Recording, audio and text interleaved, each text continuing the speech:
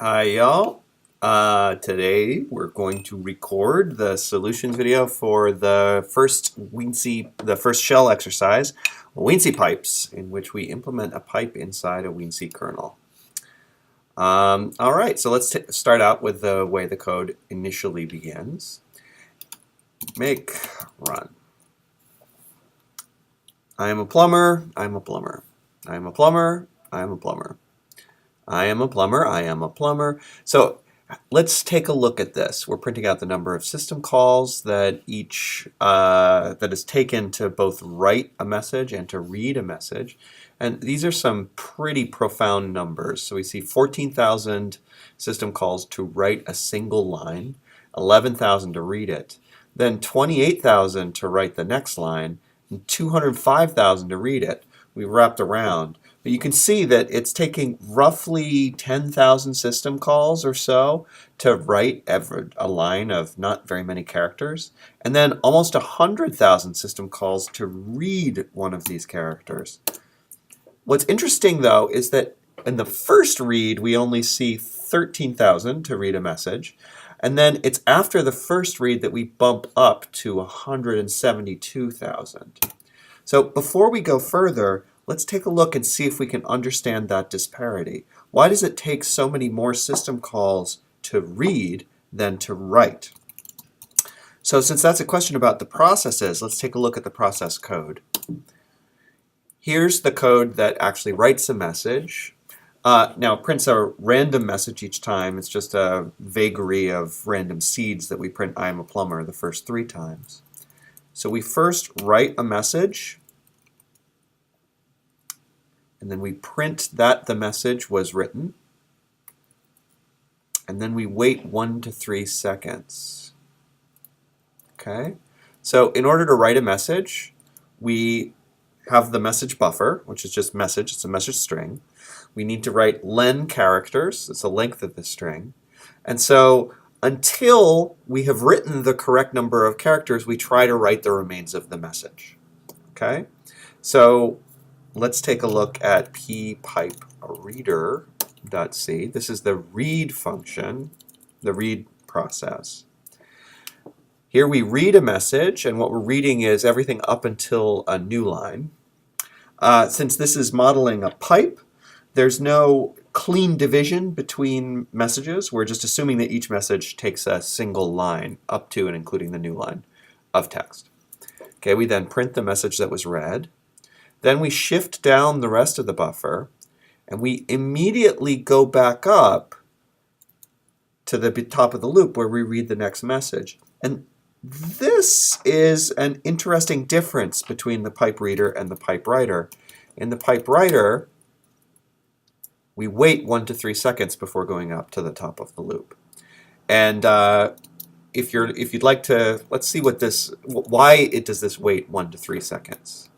Okay, so this is using some constants and a trick having to do with shared memory that I'm just for fun, we'll spend about a minute looking into it to figure out how that works. Okay, so it looks like if this is to be believed, then we are waiting between 1 and 3 seconds. Where is 1 and where is 3? Okay, so hz plus rand percent 2 times hz.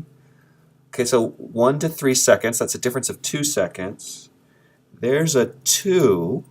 How does that 2 relate to numbers of seconds? Well, hz is the abbreviation for hertz, which is a frequency. It turns out that if you look in lib.h, I believe,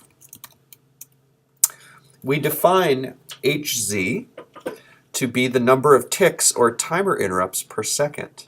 And it looks like the kernel is keeping for us as well a number of ticks, in other words, timer interrupts, since boot time. And that's stored as an external variable. That's the same as this cursor pause variable that holds the current position of the cursor on our console screen. Let's look at more references to ticks. And for this, I'm going to use git grep, which essentially acts to search all of the source files that are checked into this directory and its subdirectories. And there it is. There's in kernel.c. We see that we are initializing ticks to 0 on boot, and then every time there's a timer interrupt, we increment ticks. Now, how is it that this is an operating system in which processes are isolated from the kernel, but not from each other? How is it then that the kernel is writing a variable that processes can read? Processes have no access to kernel memory in this operating system. The answer has to do with where ticks is stored. And for that, I'm going to pull up link shared.ld. I knew to do that because if we see here, that's another place in the grep where ticks is stored. There we say that ticks is a variable that is whose location, whose address is always hex B8FF0. That happens to be some unused memory at the end of the console page which holds the screen memory. And so this little trick where we sort of stash ticks as a shared variable into the console page. Remember that the console page, unlike the rest of kernel and reserved memory, is readable and writable by the user, so by unprivileged processes. So that means unprivileged processes can see what time it is. And this technique is actually something that real operating systems use for certain variables, such as, in some cases, the current process ID. Okay, so back to pipe writer. So what this is doing is this is calling sysyield as many times as it takes for the ticks shared variable to increment by between hertz, 100 timer interrupts, 1 second, and 3 hertz, which is 3 seconds. Great. And something to note there is that this simple loop does not actually increment this nwrites variable. Nwrites is the variable that we use to keep track of the number of system calls. That's what's printed on the left-hand side. So when that system call count is a little bit funky, it doesn't include any of the yields that write makes. We're only counting read and write system calls. So this explains why the reader is making so many more system calls than the writer, and why those system calls that the reader is making are the same as the writer at first, but then for the first system call, the one at the top of your screen, but then increments go up by radically more after the first message exchange. The reason is that the reader is trying to read while the writer is just spinning and not counting those yield system calls. Those yield system calls just don't count at all. Okay, hopefully that makes sense, and we'll see how that affects the rest of this exercise. Okay, so let's test our understanding of this, of what we learned about this exercise. And I'm not going to fill in my email address. What the hell, I'm taking extension. How big is the initial WinCOS pipe buffer in bytes? Okay, the pipe buffer is that area in the kernel that stores data that is written to the pipe but hasn't yet been read from the pipe.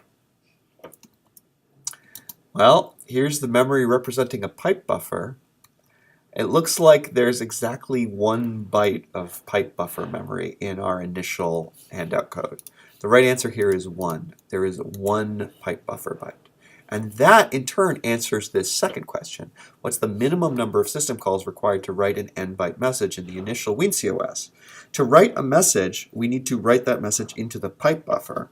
We can write, if we're trying to write 12 bytes into a 1-byte pipe buffer, only 1 byte will fit. So that means to write 12 bytes, we need to write a byte in, wait for the reader to read it out, which will create some space, then write the next byte in. Okay? So to write an n-byte message in the initial WinCOS, we need at least n system calls. Hopefully that 1 system call per character. All right, WinCOS takes far more than the minimum number of system calls to write a message. Why is this? And this question is not about reading, which is something that we sort of explored on our own. This question is about writing. So why is this indeed? We could reason this through by looking at the code, or we could essentially try and change the code to keep track of additional information to help us. So we know it takes roughly 10 to 15,000 system calls to write a message.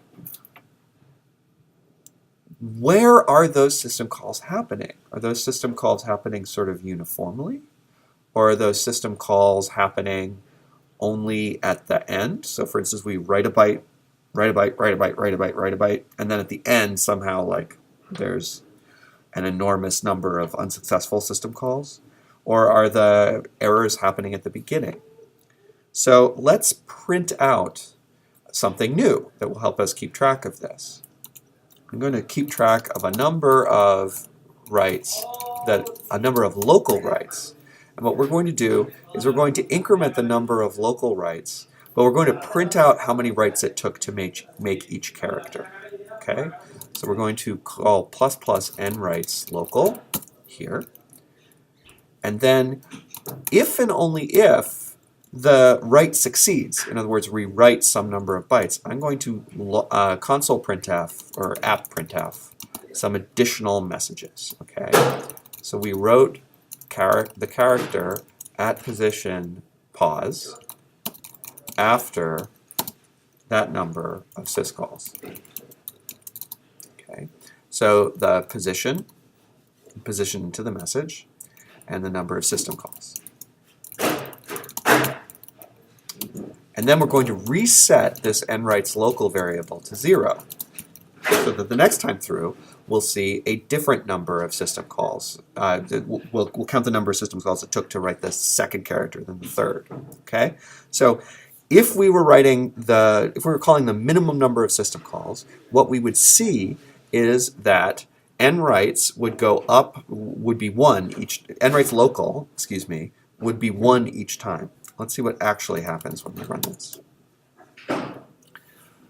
So we write the first character after 1 system call, but then it's roughly 1,000 system calls per character, which is an interesting choice, an interesting problem.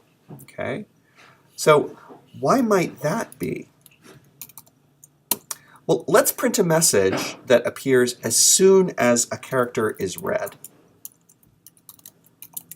I'm going to change the pipe reader so that when it successfully reads a character, I'm just trying to get a feeling, without looking at the kernel code and understanding it, I'm trying to get a feeling of the interaction between these processes. So we'll print a read succeeds message whenever the read actually succeeds. Let's see what happens with this message.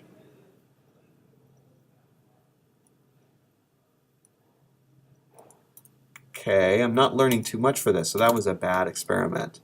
What would be a better experiment? Well, let's just go back and do something along the lines of the reads local. As we kept track of the number of writes per character, we're now going to keep track of the number of reads per character. So a read succeeds after n reads local characters. Okay. It's a little hard to follow this because there's so many messages. So I think I'll reduce the size of the messages so that we can see more messages before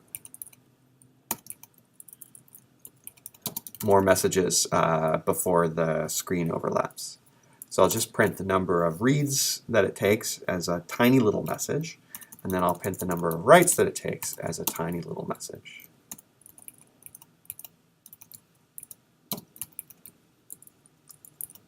Essentially what I'm trying to show you is a sort of a more experimental approach to figuring out this kind of problem.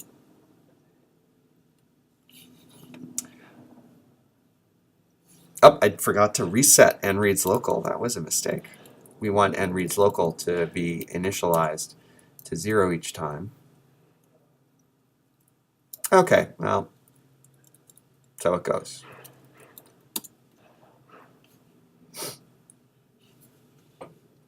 I think what we're seeing here is the same thing that we saw earlier. It takes roughly 100,000 reads to read the first character in the second, third, etc. message.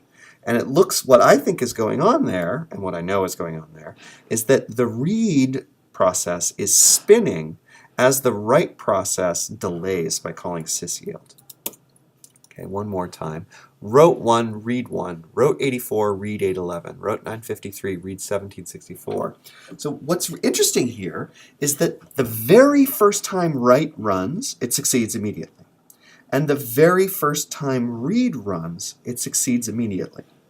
So picture a world in which write and read ran, like, just exchange places. So immediately after running write, we ran read. Immediately after running read, we ran write. So we switched on every system call. Okay? So write would write a character into the pipe and succeed. Then read would read a character from the pipe and succeed. That successful read would leave space for write to write its next character. So if these processes ran in the order writer, reader, writer, reader, switching on every system call, we would expect to make the minimum number of system calls. It doesn't look like that's happening. It looks like after the first write, the write tries roughly 670 more times before passing control off to the reader. As soon as the reader runs, it reads the character and then tries to read roughly 1,000 more characters before giving control back to the writer to refill the pipe. So what's going on here is a scheduling issue. The scheduling issue is that the writer tries repeatedly to write into a full pipe, and those attempts fail. The writer should instead give control back to the reader after it attempts to write. Okay? Let's try and do that. And that brings us to part 1 of the problem set. So first, we're going to change how the WeedCOS kernel schedules its process. If a system call made by process P can't do useful work until some other process runs, then the kernel should probably not run P again. It should run some other process. So we're going to change the kernel scheduling policy. That means we edit kernel.c. Now let's think about what it means to run the current process again, how that's implemented, and what it means to run some other process, how that's implemented. We already have examples of both kinds of system call. So the getPID system call just simply returns the current process's PID in the RAX register to the process that made the system call. And the way that it does that is by setting up the RAX register to contain the correct value, and then it breaks out of this big exception loop and calls run current, which runs the current process again. What this means is that if a process is in a loop calling getPID, the getPID system call, it will repeatedly call the getPID system call until a timer interrupt happens. A timer interrupt. A timer interrupt shows us the other way to pass control. So a timer interrupt, here's an example, calls the schedule function. And the interesting thing about the schedule function is that it prefers not to run the current process. It prefers to run another process. It only runs the current process again if the current process is the only runnable process. Now that might happen. But in this case, we have a writer and a reader. And our goal is to run the reader if the writer had no useful work to do. So here's our code for implementing the write system call. Which of these cases looks to you like there was no useful work to do? And that another process might cause useful work to be done. It might sort of enable this process to do useful work again later. Well, briefly, this is the case. This is the magical case, okay? So if the pipe buffer is full, there's no room in the pipe buffer right now. And when there's no room in the pipe buffer right now, the job of that means that another process has to read before this process can successfully write. So this is exactly the case where we want to run another process in preference to returning to the current process. Okay? There are other cases where not much work gets done, but those cases are qualitatively different. So this is just an error. The user passed us a bad pointer that's an invalid value.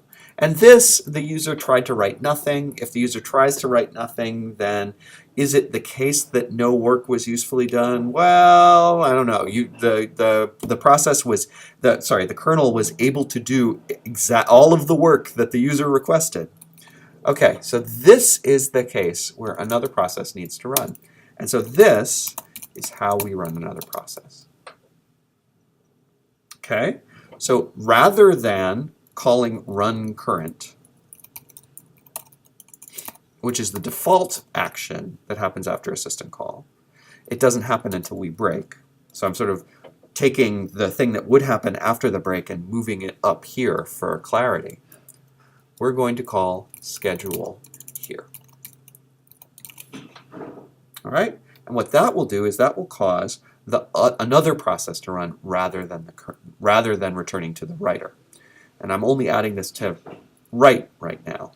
We'll return and add it to read soon. Okay, what happens if we do this instead? Well, schedule is a function that stops whatever the kernel is doing. Schedule is a function that does not return. So this would be an error. And the error here is that the RAX return register is not initialized. And so the system call would not return a normal value. The process would misinterpret whatever its current RAX value was as the return value from the system call. So before you call schedule, you need to set up the system call's return value in the registers of the current process. Okay, so we've added schedule to the write case where no useful work was done. Let's see how this changes the efficiency of our kernel.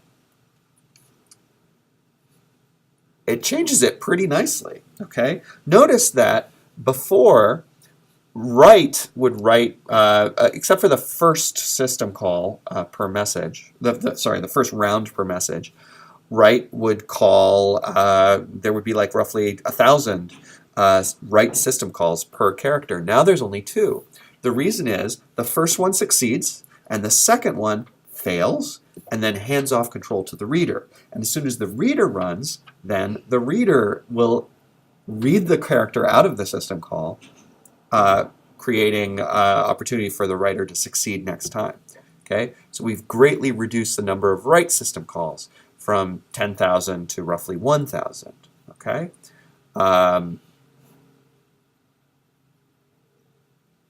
yeah, I guess that's right, roughly 1,000. Well, I'm not sure how right that. I'm sorry, I'm confusing myself. This is roughly 100 system calls because this is a cumulative counter, whereas these per character counters that we add are non-cumulative. Okay, so you have roughly 100. We have a small number of system calls. Looks like around 30 that time. That time it was again 30. We have what we actually have is 2n system calls per message, where n is the length of the message to write that message. To read, we just make a similar edit. If there's no character to read, some other process should run, since that other process might create a character to read. Once I run this, now it takes just 31 system calls to read the first message. Okay, so we're down to roughly 2n system calls to write every message and 2n system calls to read the first message. So this is a great improvement. I think just to clarify, I'm going to remove our special printouts from PipeWriter and PipeReader just to clean up the output. Okay, so I've commented out those printouts. Make run again. 31 system calls to write and read, 31 to write, and then roughly 70,000 to read. Now we know where those additional system calls are coming from. Those are coming from attempts to read while the writer is spinning, is just delaying between 1 and 3 seconds. Okay, so let's move on. I think we have successfully reduced the number of system calls made by PipeWriter to close to the minimum. It's roughly 2x the minimum. Buffer size. Okay, so we want to now reduce the minimum. We're close to the current minimum with our current pipe buffer size, which is 1 character. We're able to write 1 character per system call, so we're making 2 times the minimum number of system calls per message. Now we want to get it down to 1 system call per message for the writer. The reader, we're still not going to get down to 1 because of that period where it's reading and the writer is spinning. So the issue here is a pure kernel issue. The code in both the pipe writer and the pipe reader is able to write messages of any size and read messages of any size. But the kernel's pipe buffer is only able to write and read at most 1 byte at a time. Let's just update that to, say, 1024 bytes at a time. So if we're going to make that change, we need to be pretty careful. So we need to change both the reader and the writer. So when is the pipe buffer going to be full? The pipe buffer is full when the number of characters in the buffer is the size of the buffer. That's going to be 1024, but it's safer to write 1024 in this case as size of pipe buffer, because if we decide later to change the size of the pipe buffer, we won't need to find random occurrences of the constant 1024. Okay, so here now we want to, this code is writing 1 character into the buffer. We want to write between 1 and 1024 characters, depending on how much space there is available. So this is code that's a lot like code from your standard I/O assignment. Here's how I would do it. We're trying to figure out how many characters to write. And that is initialized, but the goal is to write size characters, since that's the number of characters that we were given. However, it might be the case that there aren't space for all of the characters that the user wants to write. And so in that case, if there isn't space, if the number of characters to write is greater than the space in the buffer, then we want to assign the number of characters to write to the space in the buffer. Okay, let's leave off how we compute that to a moment.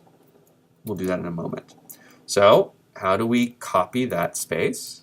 So we mem copy into the pipe buffer. Fill that out in a moment too. From the user's buffer,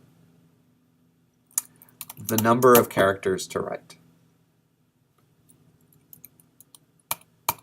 Okay. And then we're going to increment the length of the pipe buffer, which is the number of valid characters in the pipe buffer, by the number of characters we wrote. And we want to return to the user the number of characters we wrote. Okay, so where do we want to write into the pipe buffer? Well, we have pipe buffer len valid characters in the pipe buffer. We're wanting to add new valid characters, so we don't want to overwrite any of the existing valid characters. That's not how pipes work. Pipe always add new characters to the end. So we're going to write into the pipe buffer starting at its current length. And that in turn tells us how to compute the amount of space we have left. Since we're writing at the point in the pipe buffer that's length characters in, the amount of space we have is the size of the buffer minus the current length. Okay, if that's not clear, I would recommend drawing a picture to give yourself some room to understand. Now we have a pretty good write system for the pipe buffer. Right?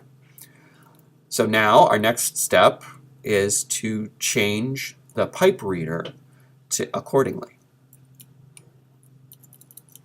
So in this design, the pipe buffer len characters at the beginning of the buffer are valid, and pipe buffer size minus pipe buffer len characters at the end of the buffer are invalid. So just as we computed how much we were going to actually write based on how much the user wanted to write and how much space there was, we're going to compute how much we actually read based on how much the user wanted to write and how many valid characters there are. Okay? So size t nr, I'm going to initialize that to size. But if nr is greater than the number of valid characters, we're going to assign nr to the number of valid characters. And what is the number of valid characters? That's just pipe buffer len.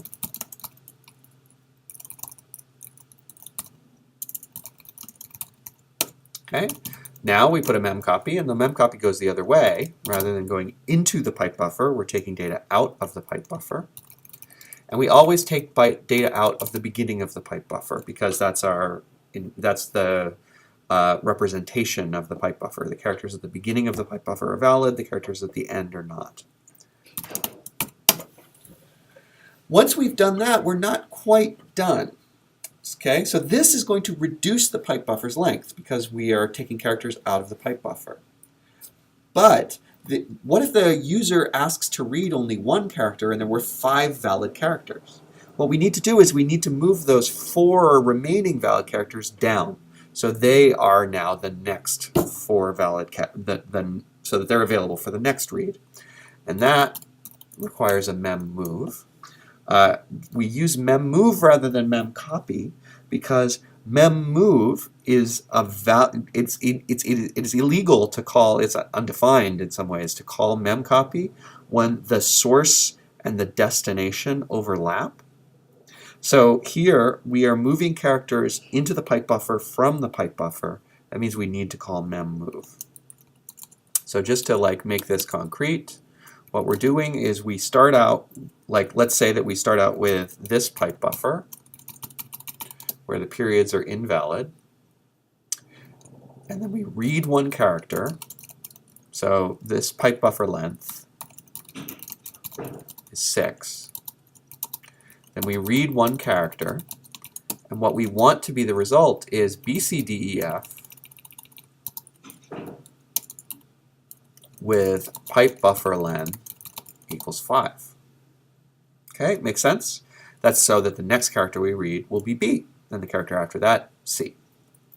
So to make that work, what we need to do, we could either write a loop, and maybe I'll write a loop in a second, but memmove is the correct library function to accomplish this task. We're moving data into the beginning of the pipe buffer from the portion of the pipe buffer immediately after that we just read. Okay, so we read characters 0 through nr-1 inclusive. So that means then the next character to read is the one located at nr. Now, how many characters should we read? That's pipe buffer len minus nr. Right? Because the first nr characters we don't need to move. Once we've done that, we can subtract nr from pipe buffer len and tell the user that they successfully read nr characters. Okay? And just to be explicit, if you didn't know about memmove, you might have done all of this way, where you have size ti, it starts at nr, I is less than pipe buffer len, because those are the only valid, our job is to move valid characters. And so for each character in that range, pipe buffer of I minus nr equals pipe buffer I. Okay? And that accomplishes this goal. Right, let's run this. One system call to write, one system call to read. 2 system calls to write, 82,000 to read. 3 system calls to write, 190,000 to read. Okay? We have successfully, and clearly the messages are correct. Those are exactly the messages we'd expect. Those are the messages we got every time. This is awesome. We're making good progress. Let's move on to the next. Finally, change the WinCOS kernel so that a reader blocks when it tries to read from an empty pipe rather than polling from the empty pipe. A process is blocked if it is not scheduled until some condition changes. Okay? So we know why these extra system calls are happening. Those extra read system calls are happening because the writer is just twiddling its thumbs. It's not calling write. There's no point to continually twiddle your thumbs when you're reading from a pipe where no data is available. And blocking is the systems mechanism that we use to avoid that. So let's make read a blocking system call. We could make write a blocking system call as well, but first let us make read a blocking system call. Okay, so in fact that's the only thing that we're going to do. So again, this is about this case where there's nothing to read, so the reader should try again later. Right now, we're calling schedule. What we want to do is we want the reader to wake up we want the reader to not run until some characters appear in the pipe. Okay, so that requires two parts. One, block reader until characters appear. And that's pretty simple.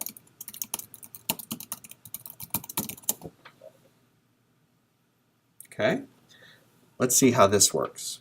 This is not sufficient. Okay, one write, one read. And then after that, notice that the reader never runs again. So the reader never runs again because the reader is not waking up as a result of, the reader is not waking up even though messages are appearing in the pipe. The writer will run successfully until the 1024 byte pipe fills up, and then it too will block forever. Okay? So what we have here is a problem. The writer should be waking up the reader once data is in the pipe. So there's many ways to do that, but the simplest way to do that, I think, in this tiny operating system where the only reason that a process might block is that the process is waiting to read from a pipe, is that we just go over all processes. So for I equals 1, I is less than nproc, plus I, if, let's see, I think it's processes, is it processes? Yes. If processes I dot pstate equals pblocked, then processes I pstate equals prunnable. So 2, when characters are available, unblock processes. Now, real operating systems have code that's very much like this, only they don't tend to search for blocked processes. Instead, a pipe will be accompanied by a list of processes that are blocked on that pipe. And so when another process writes to the pipe, it will traverse the list and wake up everyone who is blocked waiting to read it. That's also how system calls like wait and waitpid are implemented. When a process calls waitpid and blocks in a blocking manner so that waitpid will block until the child exits, the child, a flag is set on the child that says when you exit, wake up this process, wake up your parent. Okay, cross your fingers, make run. 1 to write, 1 to read, 2 to write, 3 to read, 3 to write, 5 to read, 4 to write, 7 to read. That's the end of the exercise. We've successfully reduced the number of system calls from tens of thousands per write and hundreds of thousands per read down to 1 per write and 2 per read. Why is it 2 per read? Well, this is sort of an interesting detail. If we look at our kernel,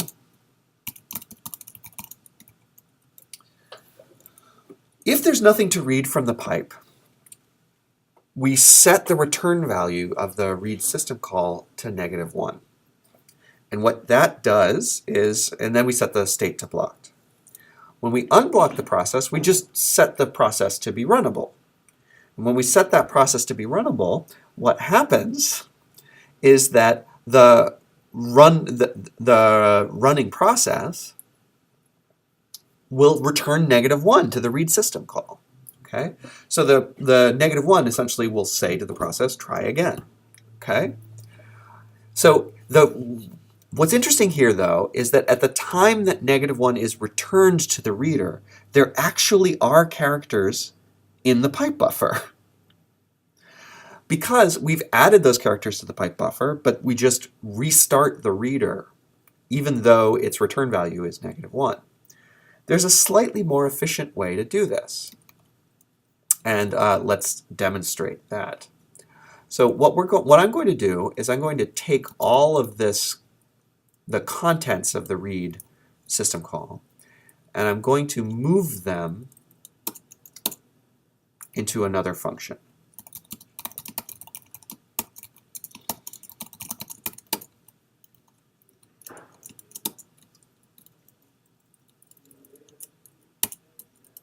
We're going to read the buffer and the size.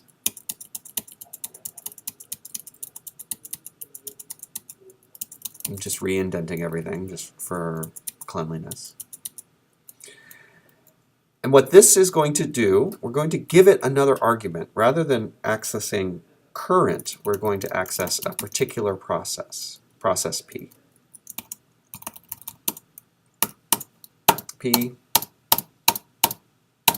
All right? Makes sense? And finally, rather than, actually, let's just make this return void. Well, we'll make it return an int. So rather than actually calling schedule from runReader, we're going to have runReader return a hint about whether we should call schedule. So return 1 if schedule is justified. So here, let's just return, straight up return. We won't return any value because we can tell whether P should be scheduled next by checking out whether P is blocked. What's interesting is once P is blocked, there's no need to call schedule because our code at the bottom of exception does not try to run a blocked process. So it will actually call schedule if the current process is blocked.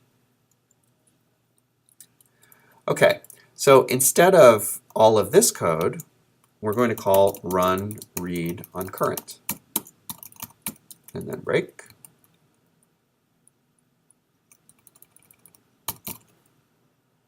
Okay, makes sense? And what's going to happen here? Let's think about the state of the process structure. The state of the process structure is that the process of a process structure that's just called read. The process's current registers contain all of the information about that read system call, what the arguments are, everything. So it's actually safe for a blocked process to call run read rather than to just mark the state as runnable. We can set the state to runnable and then explicitly run the read functionality from the context of the write system call. Okay? This is perhaps subtle, but it's very important. Rather than causing the system call to retry, we can actually do work on behalf of two processes from the context of the write system call. This essentially makes it that the writer is directly writing into the reader's buffer. In this particular, the way that this code is written, for simplicity, the data is sort of bounced through the pipe buffer first. But again, in a real operating system, you might not need to do that. You might be able to just transfer the data directly from the writer's buffer into the reader's buffer. Okay? So what I expect to happen when we run this is for the writer and the reader to both make exactly one system call. Or that's not fair. The reader will probably, because of the big loop, run read, implicit declaration of function run read. It's run reader. Run reader. Run reader. 1, 1, 2, 2, 3, 3. We have one system call per operation for both the writer and the reader. And the way that this is happening is that the reader is reading a message. Remember that the writer is spinning in that while loop. It's waiting for 1 to 3 seconds. The reader calls another system call. That system call blocks. So we transfer to the writer. The writer just runs like crazy, waiting for the time to expire. Once the time does expire, the writer writes data into the buffer, and in that write system call, the data from the buffer is transferred out to the reader. So the reader's system call completes in the context of the writer. Okay? This is the kind of thing that once you figure out how it actually works in practice, the way that the kernel is sort of acting on behalf of all processes at once, for me it's an insight, and I hope you enjoyed it. Thanks.